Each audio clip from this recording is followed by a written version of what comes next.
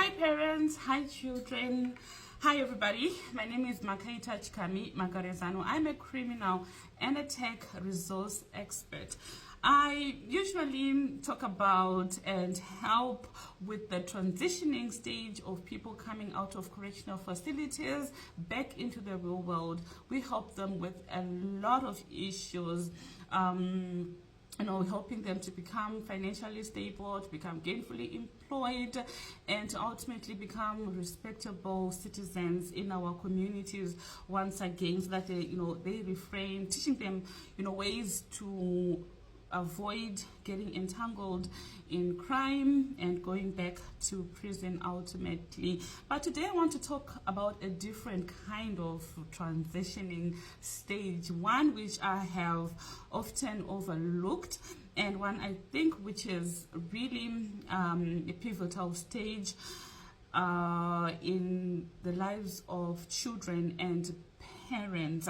We have children who are coming from grade 7s becoming form 1s, and then we have form 4s going into form 5, and then there are those in form 6 looking forward to go to university, colleges, vocational training centers and other educational places and so forth.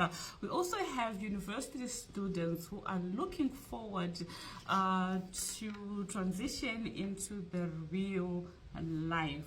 Now, this period is often filled with a lot of confusion, uncertainty, a number of challenges that we don't often look into, and such challenges may really turn the life of a once focused and predetermined person and just turn that person's life into something unimaginable, and things will go south. We are seeing today in society the challenges that we are experiencing with drugs and substance abuse. It is usually at this transitioning stage that most people endure this kind of downfall. Most children are in their homes. They are finished writing their grade 7. They have finished writing their form 4, and they don't really know what to do with their time, and parents are mostly also confused as to what to do. Back in the day, I remember we would go into the villages. We would have so much fun, kumusha, and would not think about so many things. We would wake up in the morning and totopinda mumunda chijuru jamajuru tichi ina kuno traga michero. It was so fun back in the day. We had a lot of things, a vast array of things to do as young children, but today the environment that has been, set up by civilization is not, it's something that is confusing for most parents. And we see children with cell phones, tech gadgets, and they're just stuck in the household 24/7, and the behavior ultimately is not what parents and the community would be looking forward to at the end of the day. So today I'm going to share a number of resources and what to do during this time. This is for both parents and for children. What is it that is expected, or how do we spend this time, so that children don't meet up with the wrong people, they don't meet up with the wrong crowds, they don't end up engaging in harmful behaviors. This is the time, especially for the older kids, form 4, form 4s, form 6s, university students, they end up getting entangled in crime. They end up, engaging in a lot of sexual exploring. Some kids now falling pregnant and some catching diseases. It's just a lot of challenges to talk about, really. I think you really get the drift of what I'm trying, the basis, the foundation of what I'm trying to lay down here.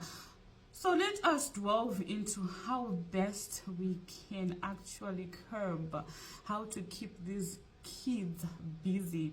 I'm going to stick to traditional forms of how can I say traditional forms of activities, really, with just maybe a few modernized things, because I want to keep it real and practical so that each family will be able to afford, and so that my ideas are within reach to the ordinary family. So some of these ideas have always been there, like I say, in traditional forms, but the mindset of people is really what sets them back. My first idea that I've written down here is hairdressing. We have children in boarding schools. They come back from school with talents, hobbies, and ideas and skills that they actually can use in the real world. But hairdressing, people look down on that, because we are saying we're looking forward to this child becoming a doctor, a lawyer, a nurse. So but what good is it really when parents, at the end of the day, we can, our child, after being engaging in the wrong crowd, ends up touching things that are worse off than people's hair, once they are now doing drugs and so forth. So, let children, practice hairdressing, be a barber.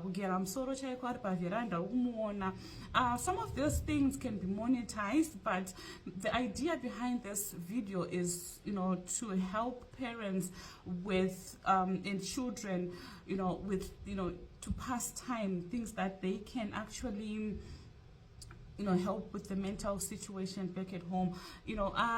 So hairdressing, baking and cooking. If you were at school, doing baking, and you are a great cook, you can actually teach other kids, in your community. Get a few kids and start practicing with them. Or you could be cooking for your family, and baking for, it's the holiday seasons now. Sewing. A lot of fashion trends are out there, and in this economy it's very difficult for most people to afford the luxurious trends. And get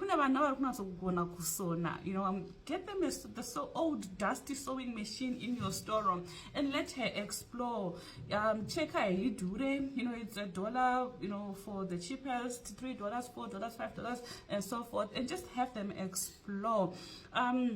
My child, who is in grade 7, she is doing beads. She is making hand beads. She's baking as well. She is doing balloon garlands, setting up balloon garlands. And then, like I said, kids from schools usually come back with, talents and skills and tools that they can use. Some are very good at sporting activities, like tennis, running, swimming. You can actually start advertising yourself, get a flyer out there, and, start training people. Do gymnastics, train tennis, be a swimming coach. And you can also volunteer. You have maybe Sekuruwane shop yabo, or your neighbor who has this big shop. It's not only about getting money. Go out there and assist, spend your day, shop if your parents agree. Most of the things that I'm going to say here, or that I'm saying, I would want you to get permission, discuss this with your parents, and see how best you can actually run your holiday through with these activities. So in some cases you have relatives and neighbors who have shops, businesses that you can actually help and assist. Then we have the internet, which is the biggest employer right now. You can actually do content creation. The phones, a lot of people spend time on YouTube. They spend a lot of time on Facebook, but really, your cell phone is the biggest asset right now. So it's about how you use it. You know, in graphic design, you can actually start designing and printing identification, really, what you call those, business cards. That's what I was thinking. Business cards, CVs, flyers, birthday flyers for people. And you know, in town there they charge $5. So there are resources and tools that you can actually download on your phone. There's Canva, there's Adobe Express. There are so many graphic designing apps on the internet that you can download, as long as you have data in your phone. So instead of just going on the net and, you know, cursing people, laughing at people, body shaming people, and just using bad language there, you know, and you feel like, oh, today I've done justice to my, you know, boring day, you could actually use that same data in your phone to, you know, make money, small amounts of money out of it, or just to help people. You could, you know, just donate these skills to others. You know, start, if your neighbor has a birthday party, you could design a flyer for them and bless them with the flyer.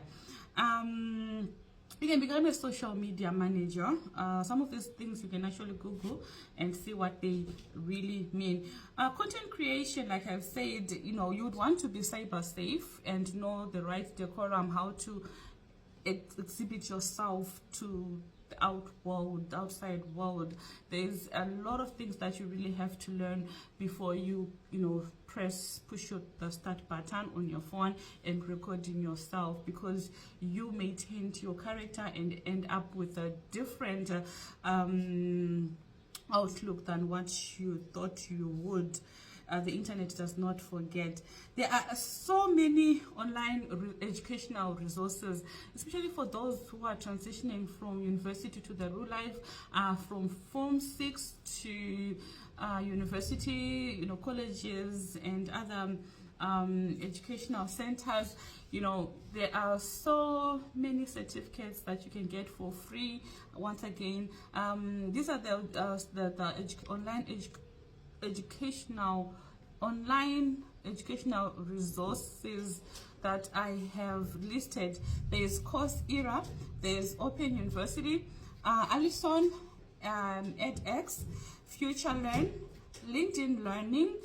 You know, I have a variety of certificates that I've acquired myself. So you can keep yourself busy just doing these courses and acquiring certificates.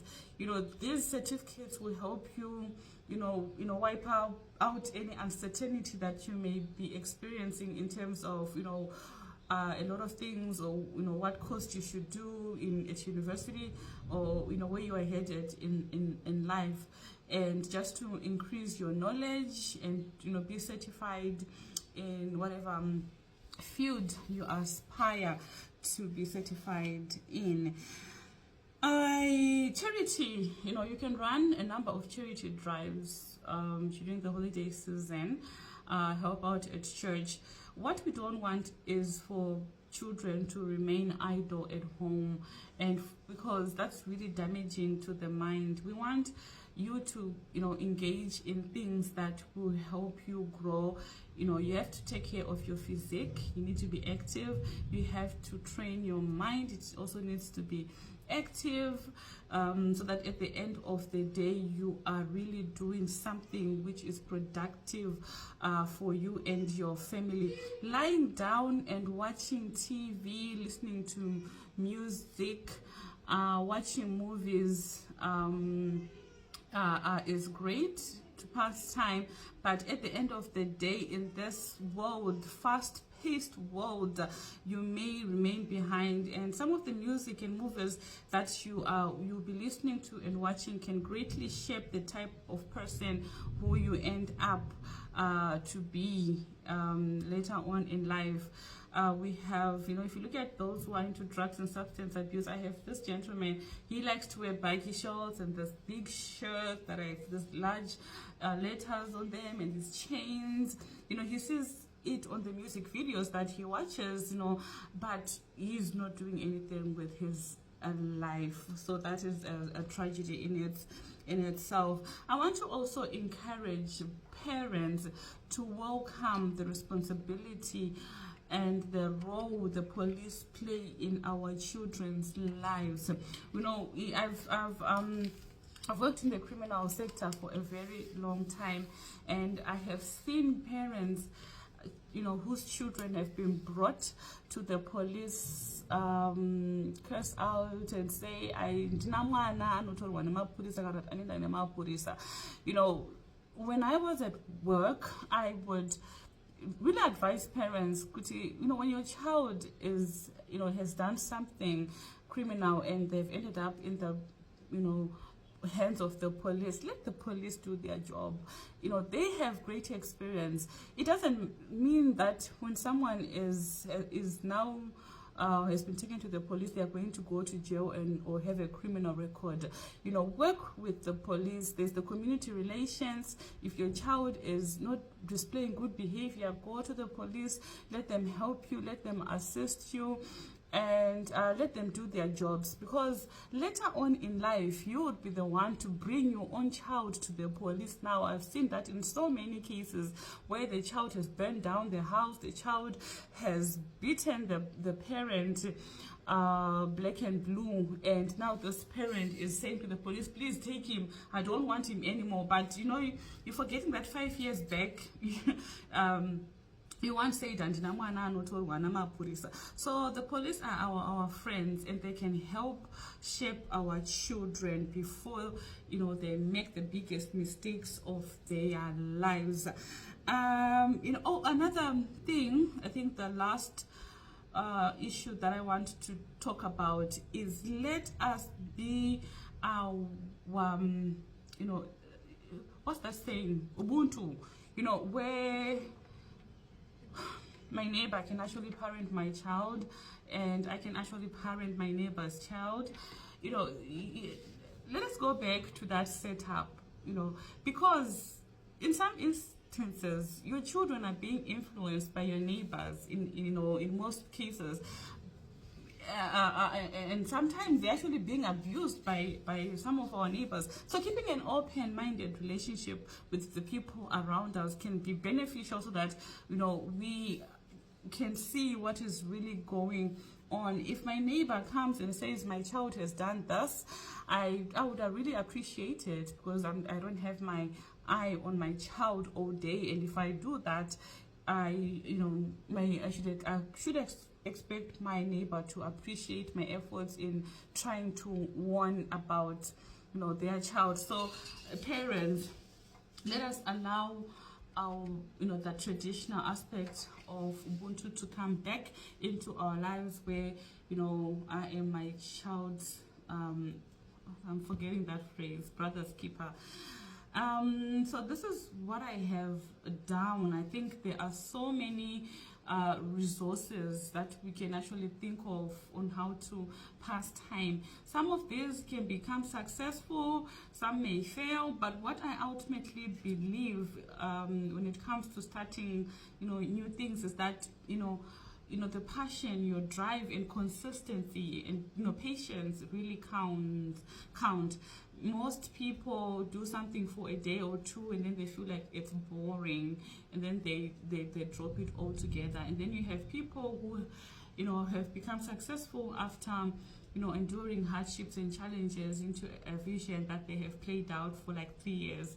So, you know, don't tire. It's part of the process, and you can have so many activities playing out in your life.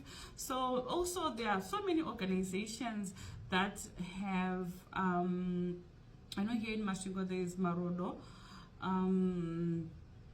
They have boot camps for children, especially the ones that are transitioning. They have boot camps where they bring teachers and they play sport. You know, allow your children to participate. That the investment may seem like a lot, maybe where you have to buy your child a sewing machine, or, you know, what you call it, this the that you use to cut hair with.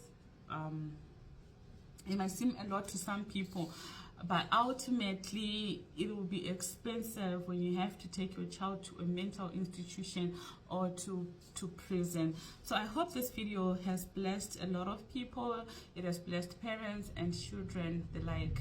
Thank you so much. God bless. Bye bye.